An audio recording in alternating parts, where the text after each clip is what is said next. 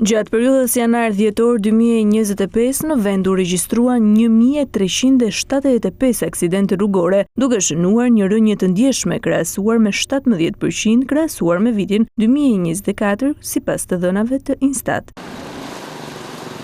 Megjithatë, ndonse numri i aksidenteve ka rënë, bilanci i jetëve të humbura është rritur. Në vitin 2025 humbën jetën 200 persona nga 175 viktima që u shënuan në vitin 2024. Nga totali i viktimave në 2025, 161 ishin meshkuj dhe 39 femra. Të dhënat tregojnë se aksidentet vijojnë të shkaktohen kryesisht nga sjellja e drejtuesve të mjeteve, me 1208 përplasje të cilat përbëjnë pjesën ndërmuese të rasteve. Megjithse, edhe këtu vihet re një rënje krahasuar me vitin e kaluar. Në të kundërt, sjellja e këmbësorëve me vetëm 167 raste mbetet një faktor i pranishëm në aksidentet me pasoja fatale.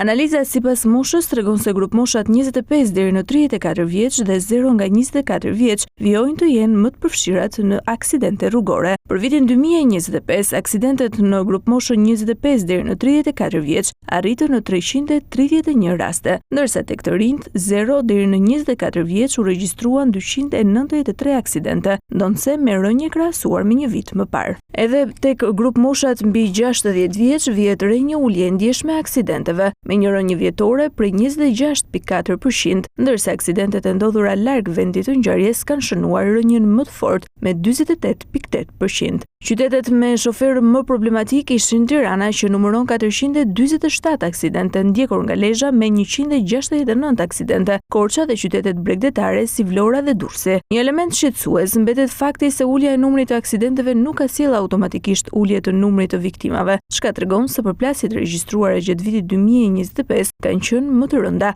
shpesh të lidhura me shpejtësinë, mos respektimin e rregullave të qarkullimit dhe mungesën e kujdesit në rrugë.